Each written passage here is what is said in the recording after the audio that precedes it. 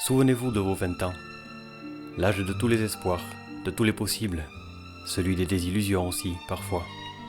Cette dualité de sentiments, les piégeurs de 20 ans et plus la connaissent depuis longtemps.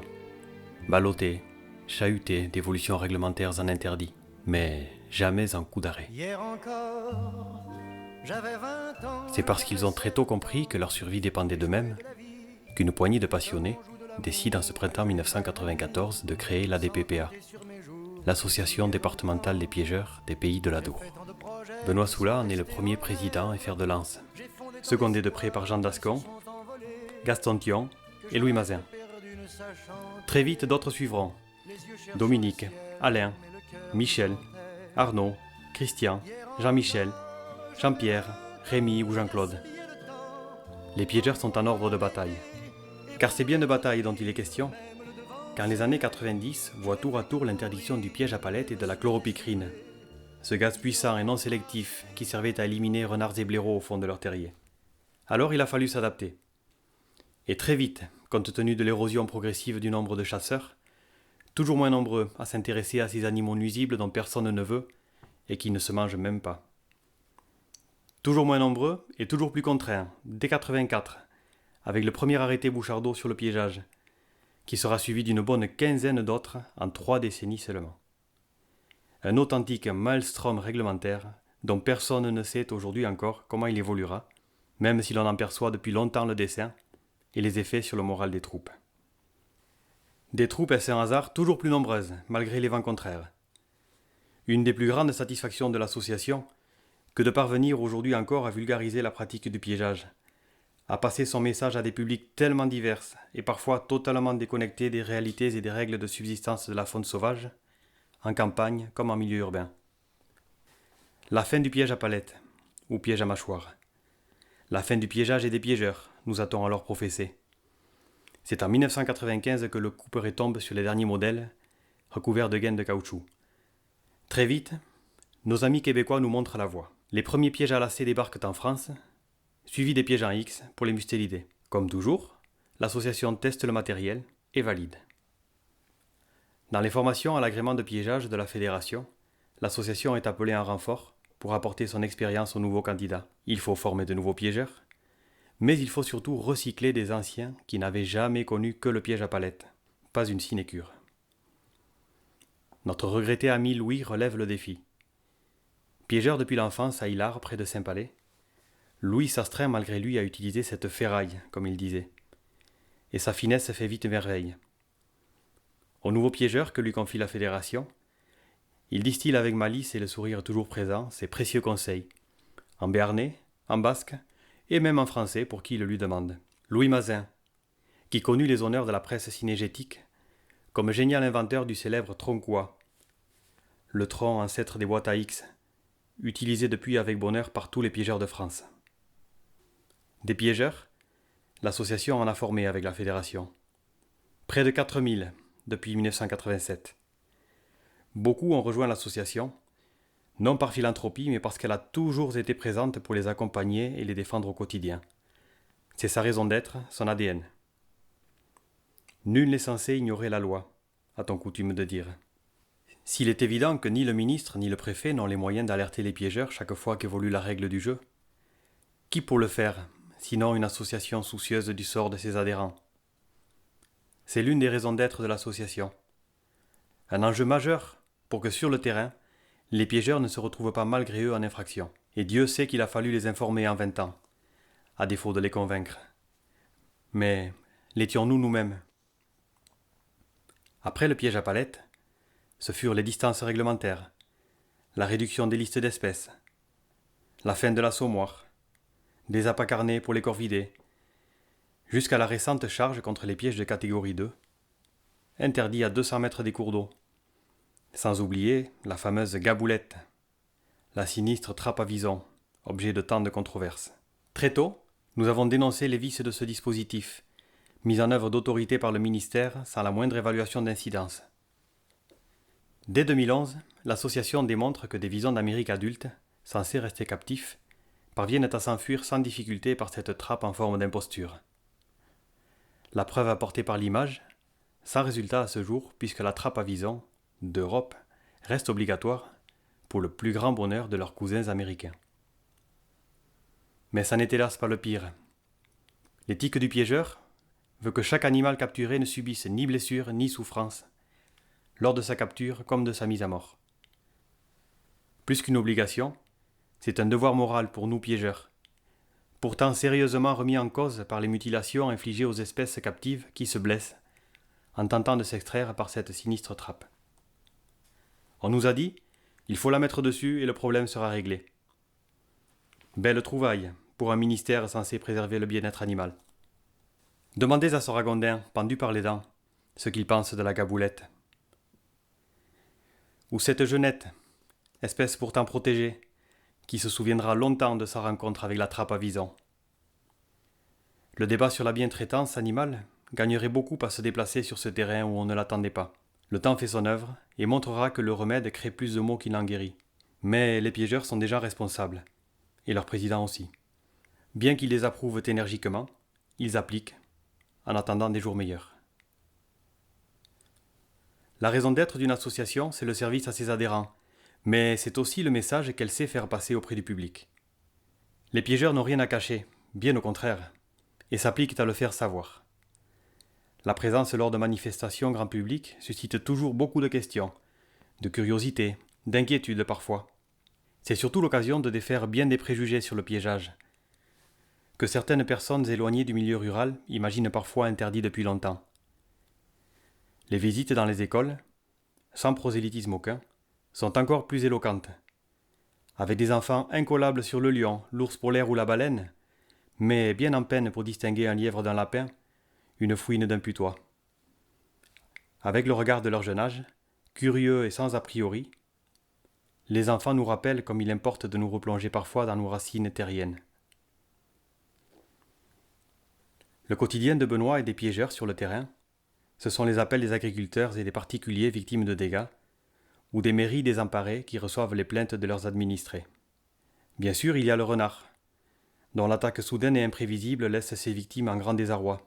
Des dégâts parfois conséquents, impressionnants, en l'espace d'une nuit seulement, et même en plein jour, avec une audace qui n'a d'égal que la malice de ce superbe animal, dont la ruse est tout sauf une légende. Pascal Pucheux, jeune agriculteur à Sainte-Suzanne, sur les hauteurs d'Orthez, peut en témoigner. Pour lui, comme tant d'autres, le piégeage est devenu un véritable acte d'élevage, comme aime à le souligner le président de la FDG Don, Jacques Salaberry, lui-même piégeur agréé. On est sur la hauteur de Sainte-Suzanne, Orthez. Ici, c'est commune de Salomon-Giscard même. Ça fait 4 ans que j'ai commencé l'activité de volaille plein air, la belle Saint-Sevé, la belle rouge Saint-Sevé. Et voilà, au début, tout se passait à peu près bien. Et depuis la première année, ça a été, depuis 3 ans, ça commençait vraiment à avoir quelques impacts au niveau du renard par rapport à la volaille, quoi. L'an dernier, au mois d'octobre 2013, une grosse attaque de renards sur cet élevage. 963 poulets de morts en 2 nuits.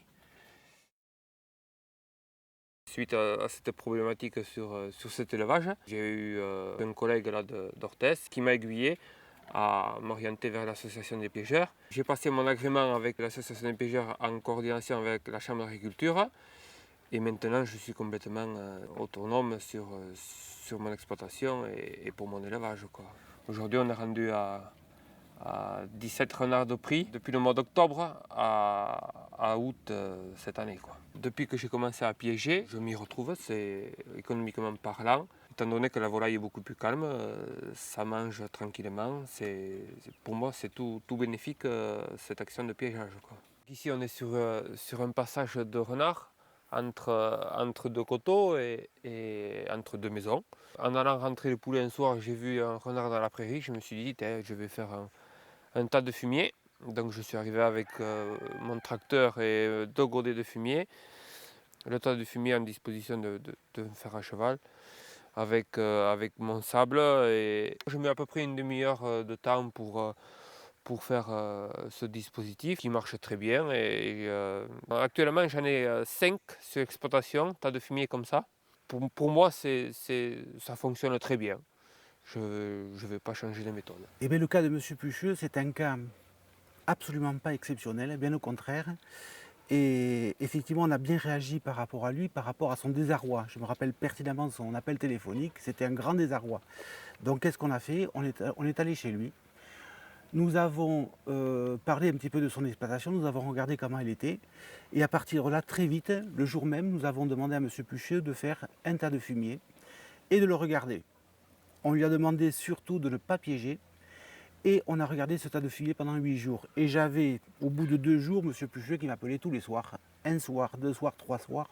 Et je lui ai dit, écoutez, M. Pucheux, aucune crainte, on va arriver pour mettre les pièges. On est arrivé mettre les pièges. Et le lendemain, on avait attrapé notre premier renard. Alors, cette histoire, c'est l'histoire que je vis moi au quotidien au niveau du département des Pyrénées-Atlantiques, puisque, bonnement an, on déclare à peu près l'administration entre 30 et 50 000 poulets détruits chaque année. Et c'est vrai que quand on nous appelle, nous sommes les pompiers de service. Et bien des fois, on arrive, c'est trop tard. Et comme le pompier, à la limite, la maison est brûlée, on ne peut plus rien faire. Sauf que dans cette histoire avec M. Pucheux, nous lui avons parfaitement expliqué comment, effectivement, on pouvait régler sa problématique.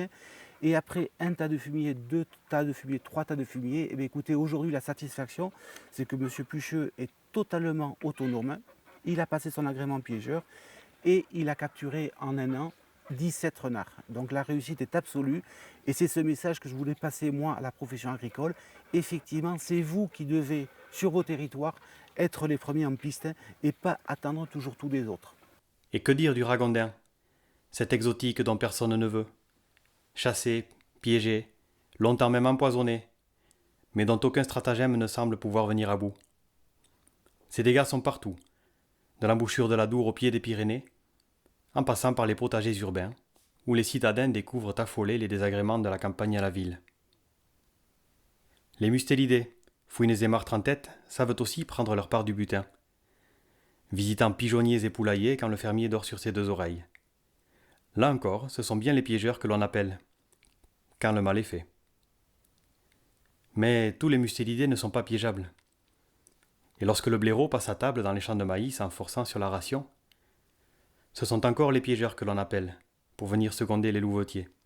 Le sanglier a parfois bon dos, et les héros s'alignent, jusqu'à plus de 100 000 € certaines années, accumulés dans les parcelles de céréales, les vignes et les vergers. Encore et toujours, les piégeurs s'engagent pour rendre service aux agriculteurs désemparés. Les dégâts se voient à l'extérieur, mais se ressentent parfois à l'intérieur.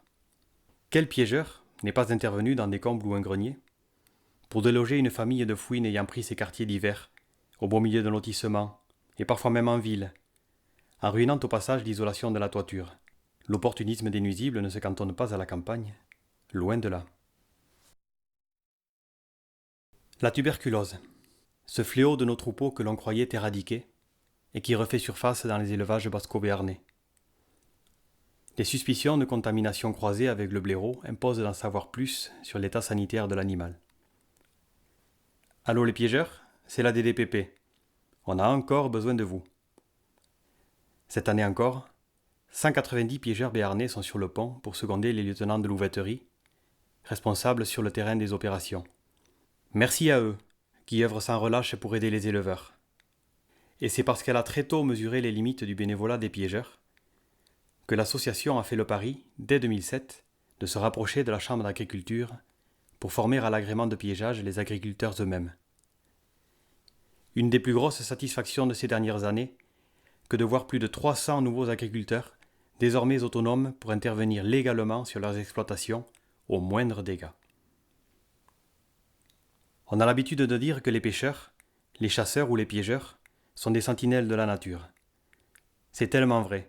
Dès 1994, l'association annonce à la fédération la progression rapide du vison d'Amérique le long des gaves et demande son classement nuisible à la DDAF. Puis vient la martre, que les piégeurs capturent de plus en plus fréquemment dans leurs cages, jusqu'en plaine, quand on l'a cru un temps cantonné au massif montagnard. Un animal qui ne s'approche pas des maisons, nous disait-on. Des maisons, pas trop, mais des poulaillers, sûrement. La genette, enfin, ce superbe animal si discret que l'on voit fortement progresser dans tout l'ouest au Pays Basque. Ou bien encore ce raton laveur, curieusement capturé en Soule en mars dernier, Qui, sinon les piégeurs, pour remonter des données sur de si discrets animaux, des données précieuses pour la connaissance et l'étude de notre patrimoine faunistique. L'information et le service à l'adhérent, encore et toujours. Allô, monsieur Soula? J'ai capturé un animal, mais j'hésite. Je vous envoie la photo en suivant.